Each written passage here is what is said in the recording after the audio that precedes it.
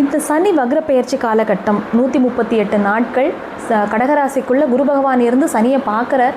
மீனராசிக்குள்ளேயே சனி பகவான் வக்ரமாகிறார். இந்த காலகட்டத்தில் வெளிநாட்டு வாய்ப்புகள் அப்படிங்கிறதுல இருந்த தடங்கல்கள் நீங்கி வெளிநாட்டு யோகம் அப்படிங்கிறது யார் யாருக்கெல்லாம் இருக்குதுன்னு பார்க்கலாம் வாங்க.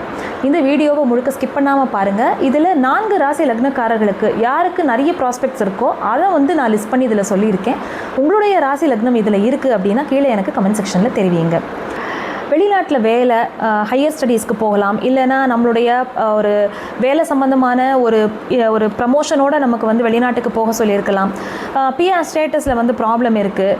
அங்கேருந்து திரும்பி வந்துடலாமா நாங்கள் பார்க்குறோம், இப்போ தான் போயிருக்கோம், எங்களுக்கு இங்கேயும் வர முடியல, அங்கேயும் இருக்க முடியல, என்னோடய குடியுரிமை அப்படிங்கிற அந்த விஷயம் எனக்கு கிடைக்குமா, அது நிரந்தரம் ஆகுமா அப்படின்னு பல கேள்விகளில் நீங்கள் இருப்பீங்க. இதில் இந்த விஷயத்தில் இருக்கக்கூடிய சிக்கல்கள் எல்லாவற்றையுமே தீர்த்து உங்களுக்கு அந்த வெளிநாட்டு வாழ் யோகம் அப்படிங்கிறத சனி பகவான் எந்த ராசி லக்னக்காரர்களுக்கு கொடுக்க போகிறார் அப்படின்னு பார்த்தா அதில் முதல்ல இருக்கக்கூடியது அப்படின்னா அது கடகராசி. கடகராசிக்காரர்களுக்கு உங்களுடைய உயர்கல்விக்கான வாய்ப்புக்காக நீங்கள் வெளிநாடு போகணும்னு நினச்சாலும் சரி, அங்கே ஆல்ரெடி நான் ஒரு கோர்ஸ் பண்ணிட்டு இருக்கேன், எனக்கு அங்கேயே வேலை கிடைச்சி நான் அங்கேயே இருப்பேனா அப்படிங்கிற கேள்விகளில் இருந்தாலும் சரி, அந்த வெளிநாட்டு கல்வி, வெளி மாநிலம், தூரப்பிரயாணம் அப்படிங்கிற விஷயத்தில் இருந்த தடங்கல்கள் எல்லாவற்றையுமே சனி பகவான் உங்களுக்கு இந்த வக்ரப்பெயர்ச்சி காலத்தில் அதை நிறைவேற்றி கொடுப்பார். அதனால குருவும் உங்களுடைய ராசி லக்னத்துக்குள்ளே இருக்கக்கூடிய இந்த காலகட்டத்தை நீங்கள் நல்லபடியாக உபயோகப்படுத்திக்கோங்க. யாரெல்லாம் ஒரு காம்படிட்டிவ் எக்ஸாம் எழுதி நான் வெளிநாட்டில் போய் வேலைக்காக போகிறேன், இல்லை எனக்கு ஒரு ஹையர் ஸ்டடீஸ்க்காக நான் போகிறேன்னு யாரெல்லாம் இருக்கீங்களோ, நீங்கள் உங்களுடைய முயற்சிகள் எல்லாமே எந்தவித தடங்களுமே இன்றி நிறைவேறும். அதனால் ஏற்கனவே நான் ஒரு வாட்டி அப்ளை பண்ணேன், எனக்கு கிடைக்கல, இனி கிடைக்குமா அப்படிங்கிற அந்த கவலையெல்லாம் உங்களுக்கு வேண்டாம். மழை நீங்கள் வேலையில் இறங்கினீங்கன்னா இந்த காலகட்டத்தை நல்லபடியாக நீங்கள் உபயோகப்படுத்திக்கலாம். இந்த வெளிநாட்டு உயர்கல்வி வாய்ப்பு, அதே போல் வெளிநாட்டில் வேலை வாய்ப்பு அப்படிங்கிறதெல்லாம் மேக்ஸிமம் இந்த ரிசர்ச் ஸ்காலர்ஸாக இருக்கிறவங்களுக்கு, அப்புறம் அந்த ஐடி செக்டாரில் இருக்கிறவங்களுக்கு, இவங்களுக்கு எல்லாருக்குமே அது ரொம்பவே கை கொடுக்கும். அதனால் அதை நீங்கள் தவறாமல் இந்த வாய்ப்பை உபயோகப்படுத்திக்கோங்க. இதில் நீங்கள் எதில் கவனமாக இருக்கணும் அப்படின்னு கேட்டால், இந்த காலகட்டத்தில் நீங்கள் என்ன ஒரு டாக்குமெண்ட்ஸை ரெடி பண்ணணும் அப்படின்னாலுமே அதை நீங்களே வெரிஃபை பண்ணி ஒரு பர்சனல் இன்ட்ரெஸ்ட் காமிச்சு அந்த காரியத்தை பண்ணுங்கள். யாருக்கிட்டையும் அந்த பொறுப்பை ஒப்படைக்காதீங்க. ரொம்ப முக்கியமான பாயிண்ட் என்ன அப்படின்னா, லாஸ்ட் மினிட் ரஷ் அப்படிங்கிறத மட்டும் நீங்கள் அவாய்ட் பண்ணுங்கள். ஏன்னா அப்புறம் பார்த்துக்கலாம் நீங்கள் போஸ்ட்போன் பண்ணிங்கன்னா அதுவே உங்களுக்கு பெரிய சிக்கல்களை கொடுக்கக்கூடியதாக அமைஞ்சிரும். அப்போது ஒரு தடவைக்கு 2 தடவை டாக்குமெண்ட்டை சரி பார்த்துக்கோங்க. மலமலன்னு வேலை செய்கிறத குயிக்காக ஒரு சுறுசுறுப்போடு செய்கிறத மட்டும் நீங்கள் செஞ்சாலே போதும். உங்களுடைய இந்த வெளிநாட்டு சம்பந்தமான விஷயங்கள் எல்லாமே நல்ல நற்பலன்களை உங்களுக்கு தடங்கள் இல்லாமல் தரணும் அப்படின்னா சனிக்கிழமைகளில் சனி பகவானுக்கு நல்லெண்ணெய் தீபம் போட்டு வணங்கிட்டு வாங்க. அதுவே உங்களுக்கு பெரிய நற்பலன்களை கொடுக்கும். மிதுன ராசி அல்லது மிதுன லக்னக்காரர்களுக்கு உங்களுக்கு இந்த கம்யூனிகேஷனுங்கிற பாவகம் ரொம்ப ஸ்ட்ராங்காக வேலை செய்யும். அதாவது ஆன்லைனில் ஒரு டீச்சிங் பண்ணுறவங்களாக இருந்தாலும் சரி, ரிமோட்டாக ஒர்க் பண்ணிக்கிட்டு ஆன்லைனில் டீச்சிங் பண்ணுறது, அப்ராடில் இருக்கிறவங்களுக்கு இவங்க போய் அங்கே விசிட்டிங் ஒர்க் பண்ணி தர்றது, விசிட்டிங் டீச்சிங்லாம் பண்ணுவாங்க இல்லையா, அந்த மாதிரி செய்கிறது. அதே போல் மல்டிநேஷ்னல் கம்பெனிஸ், அந்த எம்என்சிஸ்ன்னு சொல்கிறோம் இல்லையா, அதுக்கு ஒர்க் பண்ணுறவங்க, இவங்க எல்லாருக்குமே இது ரொம்ப ஒரு சூப்பரான பீரியட் அப்படின்னு சொல்லலாம். என்னென்ன ஆப்பர்ச்சுனிட்டிக்காக நீங்கள் காத்துன்னு இருக்கீங்களோ அது எல்லாமே 1 by 1 உங்களுக்கு வரும். அதனால் சொல்லிட்டு இருப்பாங்க இல்லையா, கொக்கு காத்துன்னு இருந்தது மாதிரி நீங்கள் இத்தனை நாளாக காத்துன்னு இருந்தீங்க.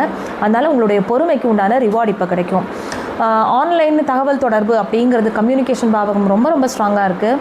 அதனால் வெளிநாடு முயற்சி அப்படிங்கிறது பண்ணுறதுக்கு இதுதான் கரெக்டான சான்ஸு. ஒரு வாட்டி ஆப்பர்ச்சுனிட்டி வருது அப்படின்னா அதை பிடிச்சிக்கோங்க. இதே மாதிரி நல்ல சான்சஸ் எல்லாம் உங்களுக்கு பின்னாடி வருமானு தெரியாது. அதனால் உங்களுக்கு முதலாக என்ன ஒரு ஆப்பர்ச்சுனிட்டி வருதோ அதை டக்குன்னு பிடிச்சிக்கோங்க. நிறைய கம்பெனிஸோட கான்டாக்ட் உங்களுக்கு கிடைக்கும். அதாவது வெளிநாட்டு கம்பெனிகள் சம்மந்தமாகவே வேலை செய்கிறீங்க நீங்கள் இருந்தது அப்படின்னா, உங்களுடைய ப்ராஜெக்ட்ஸ் எல்லாமே நீங்கள் ஆஃப் ஷோர் தான் பண்ணி கொடுத்துட்டுருக்கீங்க அப்படின்னா அது எல்லாமே இப்போ சூப்பராக உங்களுக்கு வேலை செய்யும். அதனால் இந்த காலகட்டம், இந்த 138 டேஸுங்கிறது உங்களுக்கு ஒரு சூப்பரான காலம். இப்போ நீங்கள் கொஞ்சம் கூட அழுத்துக்காமல், ஒர்க் ப்ரெஷர் ஜாஸ்தியாக தான் இருக்கும். நான் ஏற்கனவே உங்களுக்கு சொல்லியிருக்கேன். உங்களுடைய தொழில் நல்ல விருத்தி பண்ணி நீங்கள் கொண்டு போகணும் அப்படின்னா இந்த காலகட்டம் தான் உங்களுக்கு இந்த வெளிநாட்டு வாய்ப்பை அருமையாக எடுத்து கொடுக்கும். அதனால் ஃபாரின் பேஸ்டு யாரெல்லாம் கம்பெனி வச்சு நடத்துகிறீங்களோ உங்களுக்கு எல்லாம் வேலை ஜாஸ்தியாக தான் இருக்கும். ஒருத்தர் வேலை செய்கிறார் அப்படின்னா அவர் 3 பேரோட வேலை எடுத்து செய்கிற மாதிரி தான் இருக்கும். உங்களுக்கே அந்த மாதிரியான ஒரு இதுதான் அமையும்.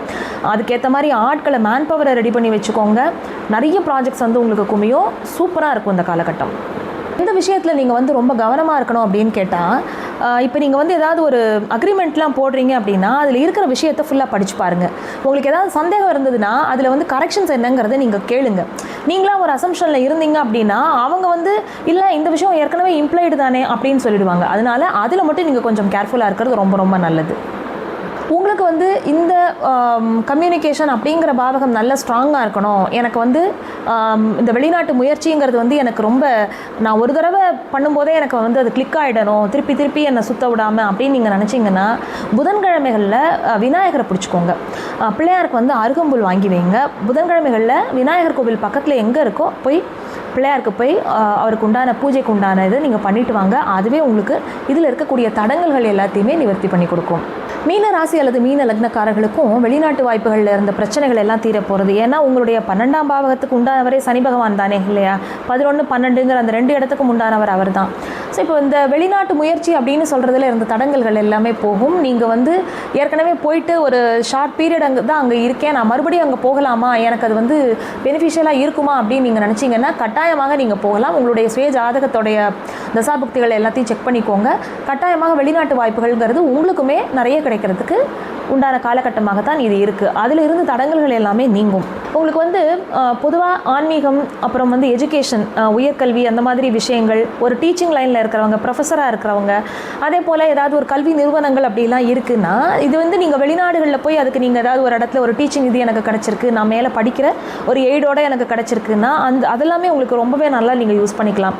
சில பேருக்கு வந்து ஒரு ஸ்காலர்ஷிப்போடு அங்கே போய் படிச்சுட்டு நீங்கள் வந்து ஒரு டீச்சிங் ஜாபுக்கும் போகிற மாதிரியான சில யூனிவர்சிட்டிஸில் இருக்கிறதெல்லாம் கிடைக்கும் இல்லையா? உங்களுடைய ஃபர்தர் ஸ்டடீஸையும் நீங்கள் பண்ணிக்கலாம். அதே நேரத்தில் நீங்கள் வந்து அங்கே டீச்சிங்கும் பண்ணணுங்கிற மாதிரி ஆப்பர்ச்சுனிட்டிலாம் நிறைய பேருக்கு கிடைக்கும். குரு பகவான் வந்து பாடம் சொல்லிக் கொடுக்குற வாத்தியார் இல்லையா? ஸோ அவர் வந்து மீனராசியில் இருக்கும் பொழுது பள்ளிக்கூடம், அந்த கல்வி சாலைகள் எல்லாமே அதை தான் சொல்லும். அப்போது அது சம்மந்தமான துறையில் இருக்கிறவங்களுக்கு எல்லாருக்குமே வெளிநாட்டு ஆப்பர்ச்சுனிட்டிங்கிறது நிறைய வரக்கூடிய காலகட்டம். அது நீங்கள் நல்ல புத்திசாலித்தனமாக உபயோகப்படுத்திக்கோங்க. இந்த காலகட்டத்தில் நீங்கள் எதில் கவனமாக இருக்கணும் அப்படின்னா, ரொம்ப எந்த விஷயத்துக்குமே ரொம்ப எமோஷ்னல் ஆகாமல் அதை வந்து கொஞ்சம் ஒரு லாஜிக்கலாக நீங்கள் அதை வந்து யோசிச்சிங்க அப்படின்னா அப்போ உங்களுக்கு அது சக்ஸஸ்ஃபுல்லாக அமையறதுக்கு நிறைய கை கொடுக்கக்கூடிய காலகட்டமாகத்தான் இந்த காலகட்டம் அமைந்திருக்கின்றது. தனுசு ராசி அல்லது தனுசு லக்னக்காரர்களுக்கு உங்களுக்கு வெளிநாட்டு யோகம் எப்படி அமையும் அப்படின்னு கேட்டால், சில பேர் படிப்புக்காகவோ இல்லைன்னா ஒரு இடமாற்றம் காரணமாக வெளிநாட்டில் போய் கொஞ்ச நாள் இருக்கணும் அப்படிங்கிற ஒரு ப்ரெஷர் உங்களுக்கு இருக்கும். அது வந்து ஒரு உயர் கல்விக்கான ஒரு பிரயாணமாக இருக்கலாம், இல்லைன்னா உங்களுடைய ஒரு வேலைக்கான பிரயாணமாக இருக்கலாம். சில பேருக்கு திருமணமாகி வெளிநாட்டில் போய் செட்டில் ஆகணும், நான் ஒரு இடத்துல இருக்கேன், கணவர் ஒரு இடத்துல இருக்கார், அவருக்கு வந்து எல்லாம் கிடைச்சிடுச்சு, அவரோடதெல்லாம் அப்ரூவ் ஆகிடுத்து, என்னோடது மட்டும் பெண்டிங்கில் இருக்குது, நான் போவேனா அப்படின்னா அது எல்லாமே அதில் இருந்து தடங்கல்கள் எல்லாமே நீங்கி அந்த வெளிநாட்டு பிரயாணம், வெளிநாடு முயற்சிங்கிறது நிறைவேறக்கூடிய காலகட்டம். தனுர் ராசி தனுர் லக்னக்காரர்களுக்கு உங்களுக்கு வந்து ஒரு பிரயாணம் பண்ணி, அதாவது இருக்கிற இடத்த விட்டு நீங்கள் மாறினீங்கன்னா மட்டுமே உங்களுக்கு வந்து வளர்ச்சி அப்படிங்கிற மாதிரியான ஒரு ஃபேஸில் நீங்கள் இருக்கீங்க. அதனால் இடமாற்றம் இன் எனி ஃபார்ம், உங்களுக்கு வந்து வீடு மாற்றணும், சில பேருக்கு வீடு மாற்றமாக இருக்கலாம், சில பேருக்கு ஒரு இருக்கிற வீட்டை வாடகை கொடுத்து ஒரு வீடு கட்டி குடியேறதா இருக்கலாம், இல்லை படிப்புக்காக வெளிநாடு போகலாம், இல்லைன்னா திருமணம் ஆகி நீங்கள் வெளிநாட்டில் போய் செட்டில் ஆகலாம், உயர்கல்வி, இந்த மாதிரி எந்த வாய்ப்புகள் உங்களுக்கு வந்தாலுமே அந்த எல்லா முயற்சிகளுமே கை கொடுக்கக்கூடிய காலகட்டமாகத்தான் இந்த காலகட்டம் இருக்குது. சனி வக்ர பெயர்ச்சி அப்படிங்கிறது வந்து யாருக்கு வெளிநாட்டு யோகம்னு நம்ம சொன்னோம், வெளிநாட்டு அந்த தகுதி அப்படிங்கிறது கிடைக்கிறதுனாலே நமக்குள்ள நிறைய மாற்றங்களை வந்து நம்மளை தயார் பண்ணி வைக்கும் அந்த சனியுடைய வக்ர பெயர்ச்சி காலம் அப்படிங்கிறது. அதாவது உங்களுக்குள்ளேயே ஒரு மாற்றத்தை ஏற்படுத்தி உங்களை ஒரு புதிய அடையாளத்தை காமிக்கிறது தான் இந்த இடமாற்றம் அப்படிங்கிறது. இடமாற்றம்ங்கிறது உங்களுடைய மனமாற்றமாகவும் இருக்கும், உங்களுக்கு கிடைக்கக்கூடிய பலன்களில் மாபெரும் வித்தியாசத்தையும் காமிக்கும், உங்களை நீங்களே யாருன்னு சொல்லி உங்களுக்கு அடையாளப்படுத்தியும் காமிக்கும். சனி பகவான் வக்ரகதியில் சஞ்சாரம் செய்யக்கூடிய நாட்களில் ஒரு ராசிக்கும் உங்களுடைய லக்னத்திலிருந்து குறிப்பிட்ட பாவகத்தில் அவருடைய இன்ஃப்ளூயன்ஸ் ரொம்ப அதிகமாக இருக்கிறத நீங்கள் உணர்வீங்க. சில பேருக்கு வீடு கட்டுறதுல நீண்ட நாளாக பிரச்சனை இருந்திருக்கலாம், சில பேருக்கு திருமணத்தில் தடைகள் இருக்கலாம், சில பேருக்கு புத்திர பாக்கியத்தில் குறைபாடுகள் இருக்கலாம், சில பேருக்கு வெளிநாட்டு முயற்சிகள்லையும் தடங்கல்கள் இருக்கலாம், அது நிறைவேறாத ஆசையாகவே இருக்கலாம். இப்படி ஒருத்தருக்கும் 1000 கனவுகளோடு நம்ம இருக்கோம். இந்த சனி வக்ர பெயர்ச்சி நம்மளுடைய திட்டங்களையும் நம்மளுடைய செயல்பாடுகளையும் மீண்டும் ஒரு தடவை நம்மளை ரீகன்சிடர் பண்ண வைக்கும், மீண்டும் ஒரு தடவை அதை அனலைஸ் பண்ண வைக்கும். இப்போது இந்த சனி பகவான் வக்ரகதியில் சஞ்சாரம் பண்ணக்கூடியது அவர் ரேவதி நட்சத்திரத்திலிருந்து உத்திரட்டாதி நட்சத்திரம் வரைக்கும் வரார்.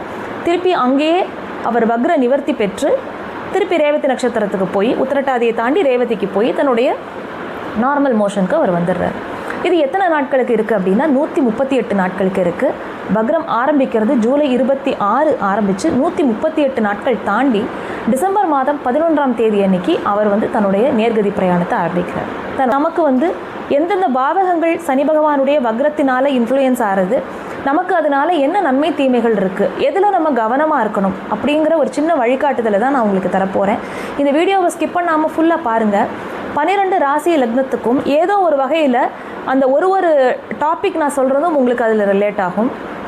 உதாரணமாக இப்போ தொழில் ஸ்தானம்னு எடுத்துட்டா ஒரு 4 ராசிக்கு இந்த தொழில் ஸ்தானத்துக்கு உண்டான பலன்கள் நான் சொல்லும் பொழுது இவங்களுக்கு மட்டும்தான் அப்படின்னா இவங்களுக்கு தான் மேக்ஸிமம் இன்ஃப்ளூயன்ஸ் இருக்கும். அடுத்து இருக்கக்கூடிய மற்ற ராசிகளுக்கு வேறு பாவகங்கள், உதாரணமாக திருமண வாழ்க்கையோ இல்லைன்னா உங்களுடைய குழந்தை பேரோ அந்த மாதிரி சில பாவகங்களுக்கு அவருடைய பலன்கள் அதிகமாக இருக்கும். ஸோ அந்த பேசிஸில் நீங்கள் இதை புரிஞ்சுக்கணும்னு நான் கேட்டுக்கிறேன்.